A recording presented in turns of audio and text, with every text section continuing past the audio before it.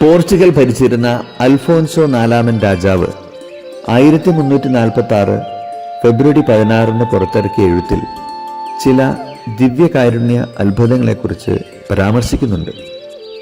ഒരു സ്ത്രീ താൻ വിശുദ്ധ ബലിയർപ്പണ മധ്യേ സ്വീകരിച്ച തിരുവോസ്തി തൻ്റെ ഭർത്താവിനെതിരെ ദുർകർമ്മങ്ങൾ ചെയ്യാൻ എടുക്കുകയും വഴിമധ്യേ ദിവ്യകാരുണ്യത്തിൽ നിന്നും തിരുരക്തം ഒഴുകുകയും തുടർന്ന് ഭയന്ന് തിരുവോസ്തി അലമാരിയിൽ പൂട്ടിവെച്ചപ്പോൾ തിരുവോസ്തിയിൽ നിന്നും പ്രകാശം ഒഴുകിയിറങ്ങുകയും ചെയ്തു.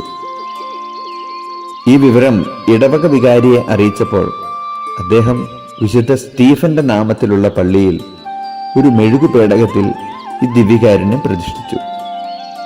ഈ അത്ഭുത തിരുവോസ്തിയെ വണങ്ങിയാണ് വിശുദ്ധ ഫ്രാൻസിസ് സേവിയർ തന്റെ ഭാരത സന്ദർശനം ആരംഭിക്കുന്നത്. അദ്ദേഹത്തിന്റെ ആശ്രമ ദേവാലയത്തിന് സമീപമായിരുന്നു വിശുദ്ധ സ്റ്റീഫന്റെ ദേവാലയം. 775 വർഷങ്ങൾക്ക് ശേഷവും ഈ തിരുവോസ്തി മാറ്റമില്ലാതെ ശേഷിക്കുന്നു. അനുദിനം ദിവ്യകാരുണ്യം സ്വീകരിക്കാൻ കഴിയുന്നതിനേക്കാൾ മഹാഭാഗ്യം മറ്റൊന്നും ഈ ലോകത്തിൽ ഇല്ല എന്നുള്ള കാര്യം മറക്കാതിരിക്കാം.